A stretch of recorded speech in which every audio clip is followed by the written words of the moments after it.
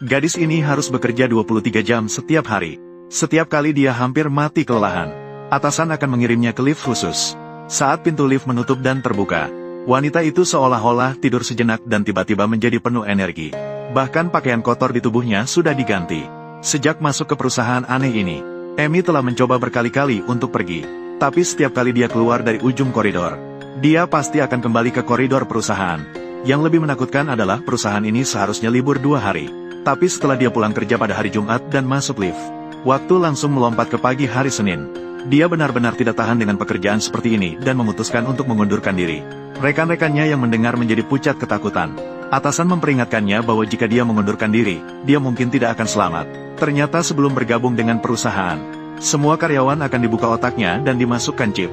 Sejak saat itu, kepribadian karyawan terpisah menjadi 2. Satu bertanggung jawab untuk hidup dan bersenang-senang di luar perusahaan. Yang lainnya bertanggung jawab untuk bekerja dan menghasilkan uang di dalam perusahaan.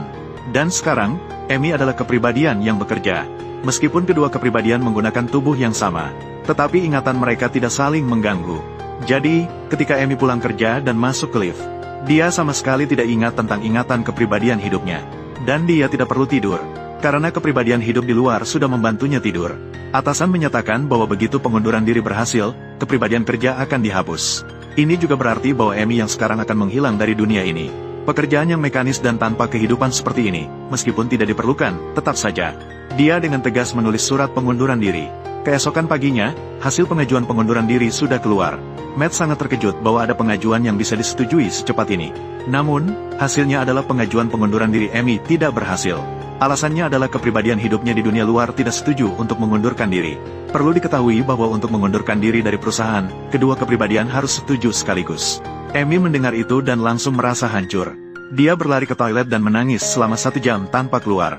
Matt khawatir dia berpikir negatif dan ingin masuk untuk menghiburnya. Tak disangka, dia malah diam-diam menulis. Ingin menyampaikan pesan kepada dirinya yang di luar. Amy yakin ini pasti disengaja oleh perusahaan. Tidak menyerahkan permohonan pengunduran diri kepada kepribadian hidupnya. Dia percaya bahwa dirinya yang rasional tidak mungkin akan menolak setelah melihatnya.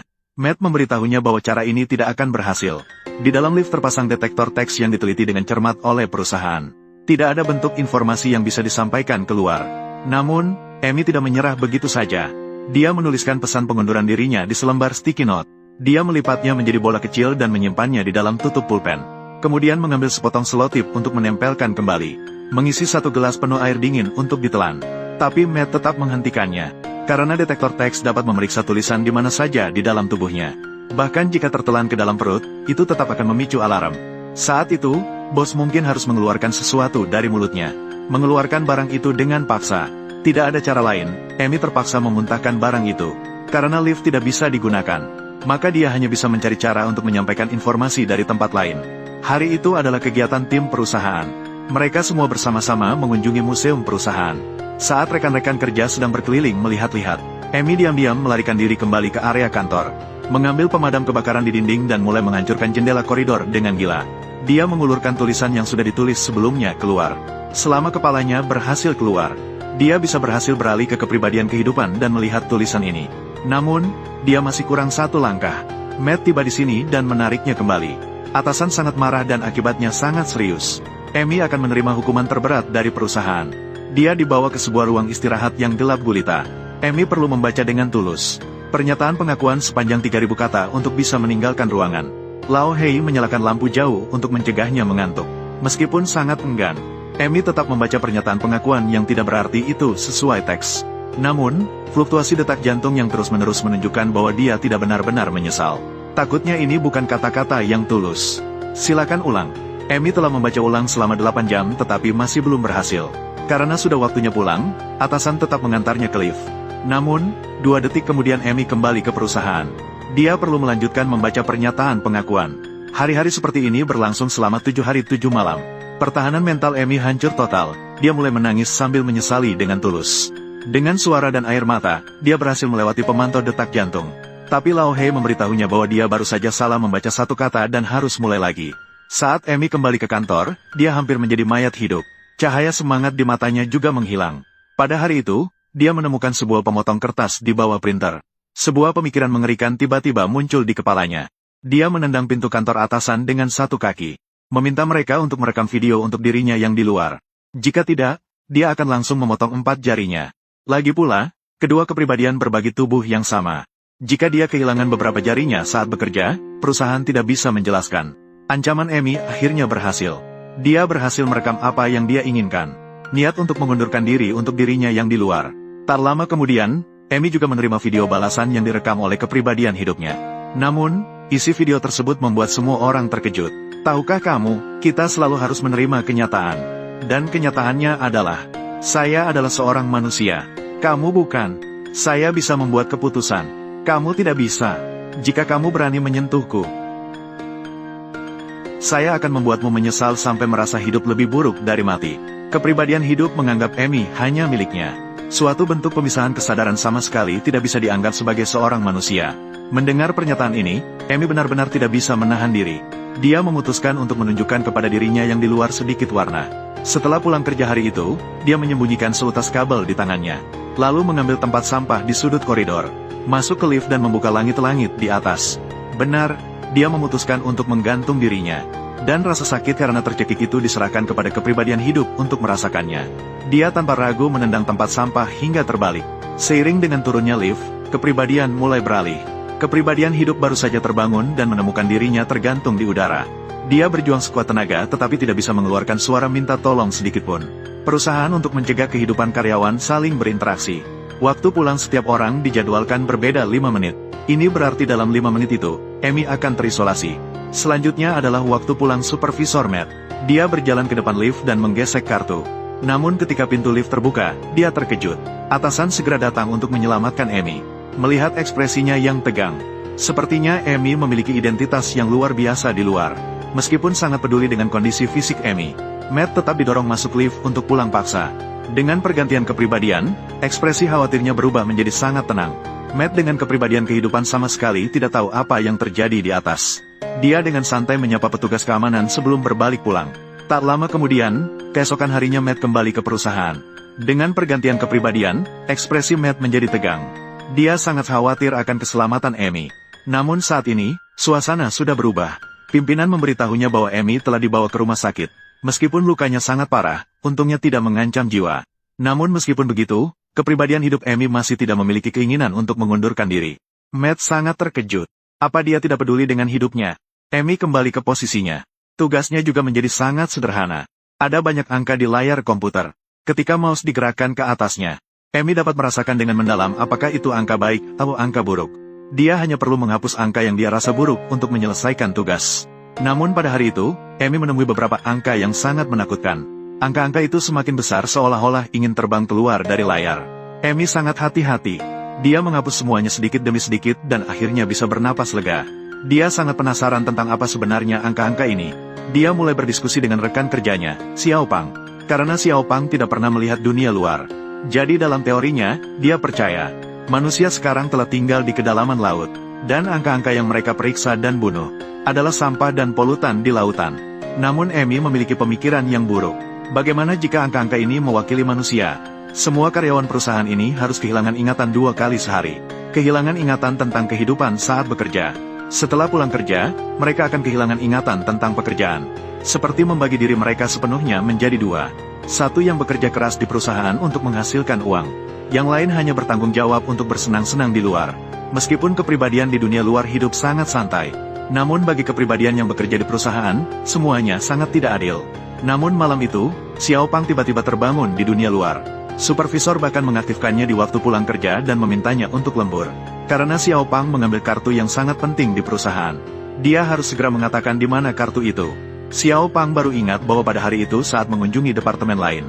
Dia dengan penasaran mengambil selembar kertas yang tidak mencolok. Atasan bertanya apakah ada yang membayar dia untuk melakukan itu. Jika iya, dia bersedia membayar lebih. Dengan harga 20 kali lipat untuk menyebutkan nama orang itu. Namun Xiao Pang menyatakan bahwa mengambil kartu itu murni karena merasa senang. Barang itu dia letakkan di belakang penutup bilik ketiga di toilet pria. Tiba-tiba seorang anak kecil berteriak, "Ayah," dan membuka lemari. Xiao Pang terkejut, dirinya di luar ternyata memiliki seorang anak. Atasan segera menelepon untuk mengalihkan kepribadian Xiao Pang kembali. Kemudian dia tersenyum dan memberi isyarat untuk pergi dari sini. Sejak saat itu, Xiao Pang tidak bisa lagi fokus bekerja. Dia sepanjang hari membayangkan betapa bahagianya hidupnya di luar. Untuk memberi semangat padanya, atasan sengaja menyiapkan sebuah pesta. Kantor yang suram akhirnya menyambut suasana ceria untuk pertama kalinya. Namun, meskipun begitu, Xiao Pang tetap tidak terpengaruh. Melihat pantulan di komputer, atasan melompat-lompat di sampingnya.